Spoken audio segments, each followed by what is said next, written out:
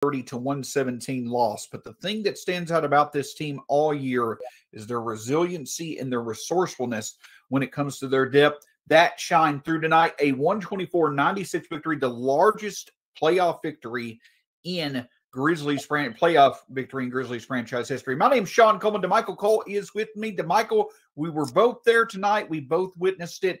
It was a lot more fun, and this was a thorough Grizzlies victory, even though it certainly did not get off to the best of starts. It felt like 3/4 of the game was the first quarter itself.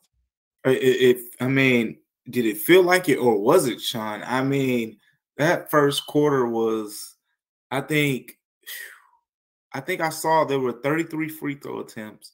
ESPN stats said that was tied for the most in the past 25 years of any game.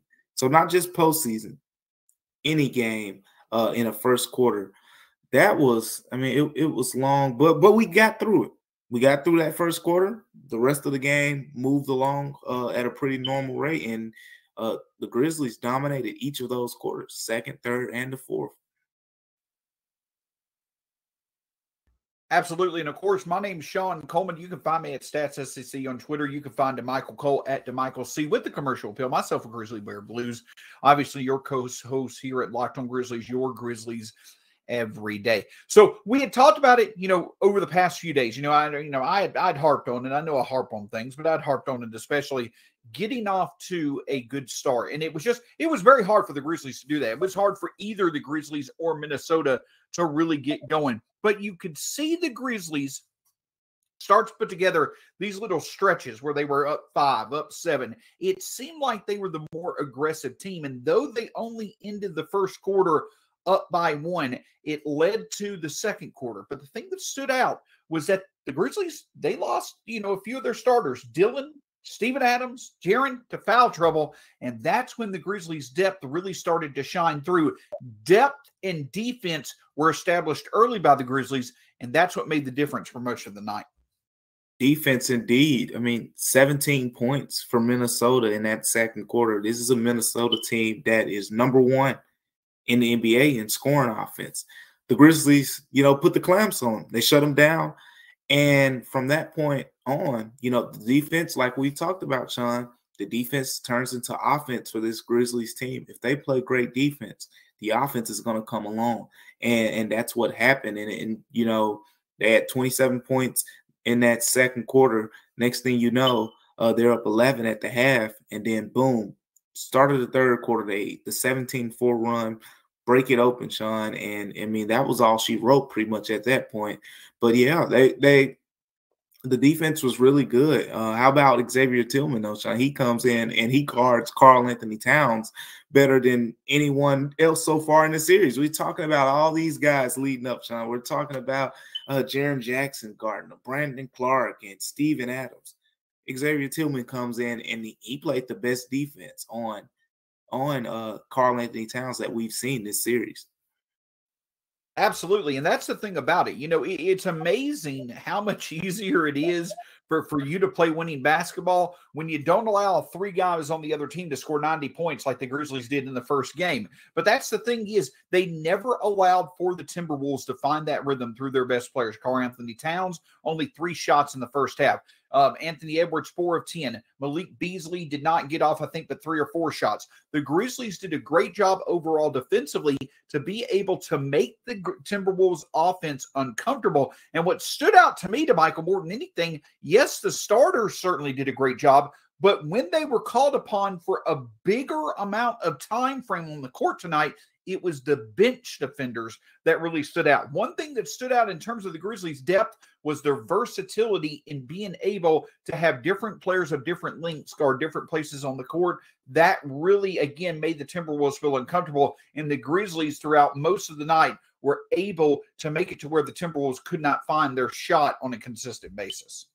Yeah, they have so many weapons. And, a lot has been made about the Timberwolves having the best talent at the top in this series. We talked about that. Anthony Edwards, Karl-Anthony Towns, D'Angelo Russell. That's a pretty good threesome, to have. And they have the best threesome in this series. But complete roster, I mean, we saw it showcased today. The Grizzlies have all these guys in foul trouble. And Kyle Anderson starts the second half. He was a big part of that, 17-4 run in the third quarter. Xavier Tillman comes in, guards Karl-Anthony Towns. And not just guards Karl-Anthony Towns. He's crashing the offensive boards. He had a nice stop on D'Angelo Russell and Taurean Prince on switches. And, I mean, he held his own in those situations. Zaire Williams comes off the bench, 13 points. Brandon Clark, just mentioned, 13 points. Tyus Jones, 10 points. 4 guys off the bench in double figures. That's more than your starting lineup. So what's better? What other stat says how impactful this bench is other than they had 4 guys off the bench in double figures compared to 3 starters in double figures? The Grizzlies bench overall, they were a -5 when it came to bench scoring in the first game. They allowed for the Timberwolves. The Timberwolves were 19 of 33 on shot attempts against Grizz reserves when a Grizz reserve was primary defenders. I'm going to say, so the Timberwolves outscored the Grizzlies 37-32 off the bench in game 1. Grizzlies scored the Timberwolves bench 60-43 in this game. I'd certainly say they will take that. But one thing I can tell you is this, listen, we talk about the Grizzlies, we talk about the Timberwolves. I can tell you the reason why we talk about them is because the future for both franchises are so bright. And so you probably want to get you some sunglasses to be able to keep your eyes as healthy as possible, focused on how bright both franchises' futures are. Shady Rays is an independent sunglasses company that gives you the feature of $200 sunglasses for a fraction of the price. That means polarized lenses, well-constructed durable frames, and premium high-end finishes. Also, something you won't find anywhere else is Shady Rays' insane protection program. Shady Rays includes lost and broken protection on every pair. They will send you a brand new pair if you lose them, no matter what happened. Give them a try, and if you don't love them, you'll pay nothing. It's as simple as that. Plus, 10 meals are donated to fight hunger in America when you shop with Shady Rays exclusively for our listeners. Head to shadyrays.com and use code LOCKEDON to get 50% off 2 or more pairs of polarized glasses. That's code LOCKEDON for the best pair of the season. 50% off 2 or more pairs of Shady Rays sunglasses, backed by over 150,000 5-star reviews. Can't thank you enough for listening to the Locked On Grizzlies podcast, and we want to remind you to check out the Locked On NBA podcast for all things going on when it comes to the playoffs. You know, the area, though, that I think really stood out tonight, last night, Damichael, was just how cohesive this Grizzlies team is, especially in the front court. Let's start with Jaren Jackson Jr. Jaren Jackson Jr. showed his defensive dominance in game 1, couldn't get into an offensive rhythm because of foul trouble, started off struggling early in this one, but as the game went along, there was an opportunity for Jaren Jackson Jr. to really, really stand out. And I believe it was an instance in the second quarter that really seemed to spark Jaren Jackson Jr.'s overall ability to get his offense going. Yeah, he came to the bench, and I was watching him, Shawn, and Ja Morant, who had already been out of the game, and this was after Naz Reid. Naz Reid led the Timberwolves in scoring in this game. Naz Reid knocks down a 3. Jaren Jackson is the defender, but he's sagging off of him.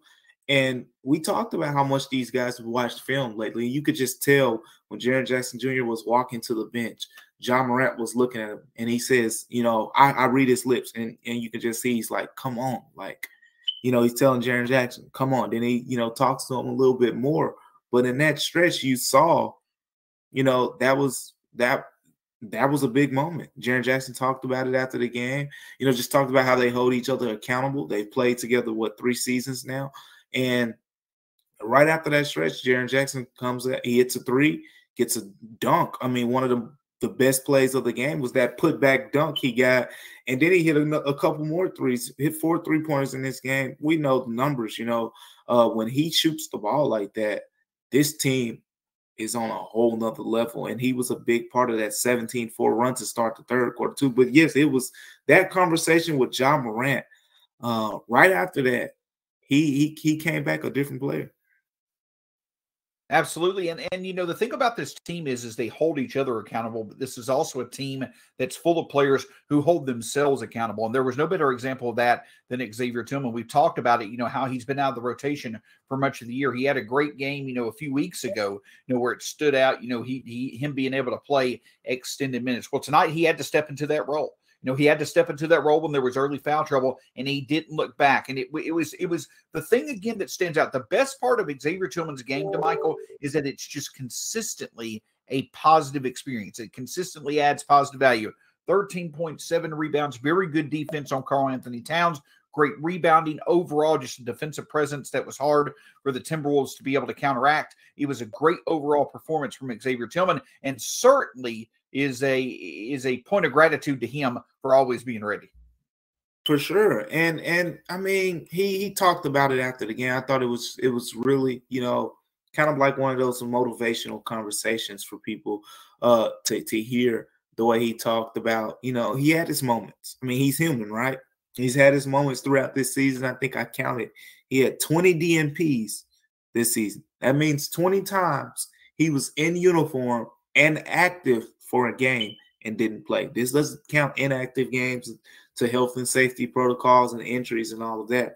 We're talking about games where he suited up, was healthy, but did not play. Had 20 of those this season. So he said, yeah, sometimes, when he was in the weight room and doing all the pregame stuff, it would creep in his mind, why am I doing this? I'm not going to play. But he talked about how he just kept persevering. He kept persevering, and the fruits of his labor, this game, that was his exact word, the fruits of his labor.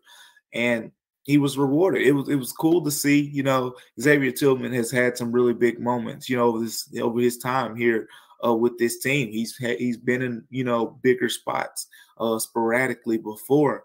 And I mean, Shawn, it wasn't just that small stretch where he came in the second quarter. That was my biggest takeaway, because it could have just been that, and then he could have went back to just average play, I guess, and that would have been that. But Taylor Jenkins brought him back in late in the second quarter, and then he started the third quarter with Kyle Anderson, but he brought him back in shortly into the third quarter as well. And Xavier Tillman kept playing really good basketball. So the Grizzlies might have found something. I think the Timberwolves coach, Chris Finch, said something like Taylor Jenkins must have lucked into that move or something like that. And I think some people, took that a different way. But I think he just said, look, hey, he was forced to go deeper in his bench, and voila, look what I found.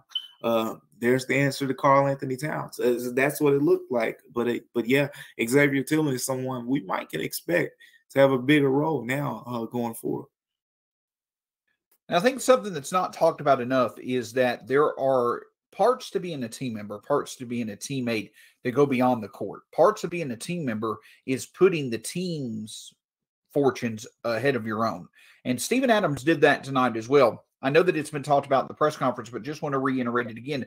Taylor Jenkins, out of respect for Steven Adams, went to Steven Adams and told him, hey, this is what we're looking to do. And Steven Adams said, Coach, we just want to win. Do what you need to do. And so he was on board. The cohesiveness of this front court, knowing as a unit, them believing in each other and them playing together as a unit will improve their individual skill sets as well. Sometimes that means that one or two other members of the front court are going to be the better option than yourself. And that's what Steven Adams displayed. And that's just part of being a great teammate. And don't take it for granted that has value even right now for Steven Adams to be open to that. Yeah. John Morant called him a vet. And I think, Taylor Jenkins called him a pro, and he's one of those guys. I mean, you're happy, from the Grizzlies' perspective that he handled it as well as he did. Looking at him on the bench throughout the game, he was still encouraging his teammates. He was still active, because when he just to put that in perspective, Steven Adams is always one of the more active guys on that bench from I see. Anytime I see Grizzlies players coming back, out of a timeout and he's not in the game, he's one of the first guys to interact and point out things to Jaren Jackson, Brandon Clark, usually the front court guys. That did not change. That did not change. He didn't sit on the end of the bench and, put a towel over his head and phase himself out. No, he was completely active in this game. I saw him active in timeouts. He's a pro, just like Taylor Jenkins said. I know that was probably a difficult thing for Taylor Jenkins to do, because Steven Adams, we've seen, has won games for them. He's a big part of this team identity, but it was the right decision. It was the right decision, and that's what the playoffs are for. You make those adjustments right on the fly, and sometimes you get the results that you got in this game. But more than anything, like you said, the chemistry in the locker room is so tight, where a guy like Steven Adams could see Xavier Tillman doing what he was doing, and there's no envy, there's no jealousy there. There's just complete, happiness knowing this is a guy that's worked hard just like me, and he got his opportunity and shine. He absolutely did, and that made the difference in the game as well. But it wasn't just the roster and the individual decisions from Taylor Jenkins. It was the overall effort of the Grizzlies getting back to Grizzball activity. We'll discuss that in just a moment. Before we do, want to talk with you about Built Bar. Listen, we talked about Built Puffs. We talked about Built Bars. Over 18 different flavors to choose from. If you go to Built.com right now, you put in the promo code LOCKED15, you'll get 15% off your next order from Built Bar. But here's the big thing that I want you to understand. You can have Built Bar in the morning, have it in the afternoon for breakfast, whenever you choose to. It's going to make your day better. Go to Built.com, put in the promo code LOCKED15, and get $15 off your next order from Built Bar. We'll look into the first two games of the series on tomorrow's edition of the Locked On Grizzlies podcast and use that as the opportunity for us to preview Game 3, which is on Thursday night between the Warriors and the Timberwolves. Make sure you stay with us for all the great coverage of the 2021-2022 Memphis Grizzlies playoff campaign right here at Locked On Grizzlies. So the other thing that stood out to me, Damichael, is that the Grizzlies got back to getting advantageous basketball being played in multiple areas. Plus 16 on shots, plus 10 when it came to offensive rebounds, plus 11 when it came to second chance points. And here's the biggest kicker of all. 25 of 28 from the free throw line. On a night where they again struggled from three, the Grizzlies were able to find their success from the free throw line, and that actually made all the difference in the world as well. Shawn, pretty much everything that we've talked about that they had to improve. The thing was, when we talked about all these things they needed to improve in, we were like, oh, they can just improve in some of these categories. So it felt like they improved at everything. I mean, even, this three-point shooting, for example, we talked about how they needed to just even it out a little bit more, get a little closer. Well, the Timberwolves made 11 threes. The Grizzlies made 11 threes. They completely evened that out. And you see what happened. All they had to do was play them even for them to blow out and have one of their largest victories, in franchise history. But yeah, the physicality, that was a big thing. Players talked about how they got out physical and things like that. You didn't see Karl Anthony Towns playing a lot of bully ball in this game. He had some really good situations early, but outside of that first quarter he had, the Grizzlies really put the locks on him. Anthony Edwards couldn't really get, to the rim easily. The rebounding was much better in this game. It came from a lot of players. John Morant, I thought, rebounded the ball really well from his guard spot. But the physicality was there. The toughness was there. And, I mean, they held everyone in check that they needed to hold in check. Karl Anthony Towns in check. Anthony Edwards held him in check. D'Angelo Russell is just straight up struggling in this series now at this point, because that's 2 consecutive bad games for him. This was the perfect answer, This was the perfect way to respond to that game. And what they did was they improved in pretty much everything we talked about, Shawn. It wasn't just some of the categories. They evened it out from the shooting perspective. They were the more physical team, the rebounding. Even, I talked a lot before the game to DeAnthony Melton about the team, getting active hands and doing what they do in terms of getting in the passing lane. 9 steals in this game. So that was more of Grizzlies basketball. There's going to be a question after a game like that, Shawn, is game 1 or game 2 more replicative of what we're going to see throughout this series. But we do know game 2, you look at those numbers, you look at those stat lines, that was really what we've seen so far this season from the Grizzlies.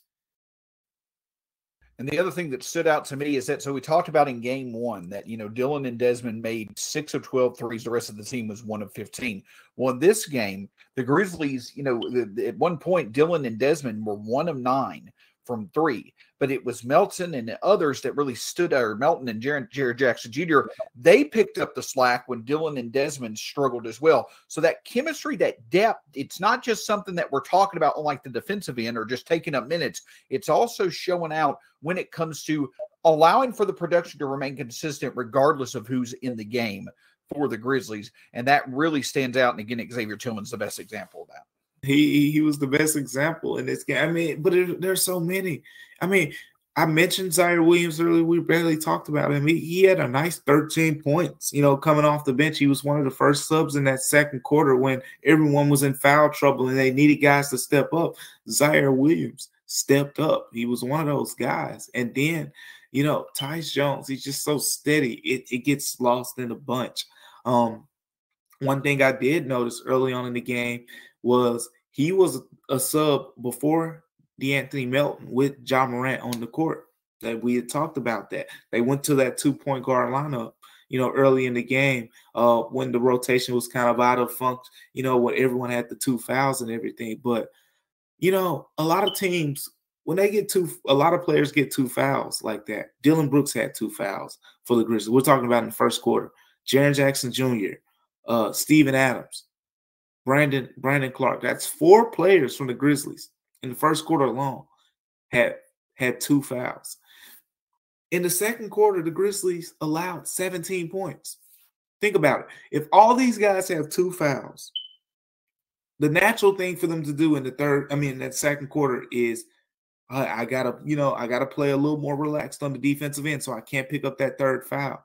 Not only did the guys in that group who played keep their aggressiveness, but you had Xavier Tillman, you had Ziaire Williams, you had De'Anthony Melton, you had all these guys, Desmond Bane. These guys come in and really, showcase their depth. A lot of teams can't do that in the playoffs. You get foul trouble, they're doomed.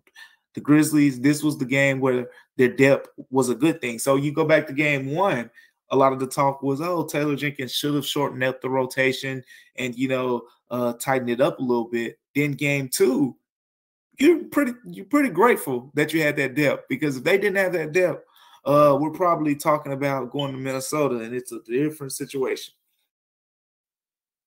Absolutely. It shows everybody's ready. It shows the versatility of our bench, and that really stood out. Again, the Grizzlies bench just was the clear source of advantage that it needs to be for the Grizzlies to be able to pretty handily win this series, which I think is certainly back on the table. But an overall satisfying victory, Damichael Cole. It obviously was very much needed. Great to see Xavier Tillman step up for Steven Adams. And on tomorrow's podcast, we're going to talk all about, these adjustments further and how they really, really show up in the numbers as to why they're being successful, even though there was a drastic difference between game 1 and game 2, leading up to a preview for game 3. Damichael, do you have anything else for us before we head out for the evening?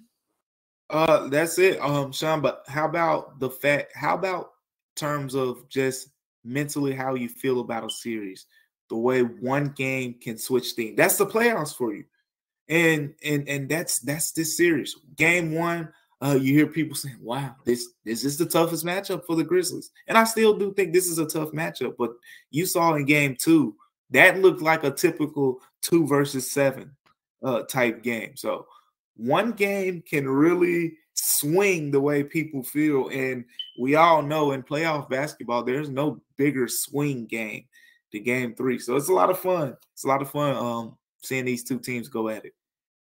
Like I say, I think the Grizzlies certainly have the advantage moving forward, but to your point, 2 young teams going at it, it doesn't get much better than that. For Damichael Cole, my name's Shawn Coleman. It's a pleasure being with you. We're glad that you joined us for this edition of Locked On Grizzlies. We'll be back with you tomorrow looking at the Game 3 preview between the Timberwolves and the Grizzlies. Until then, have a great night. We'll talk to you again soon.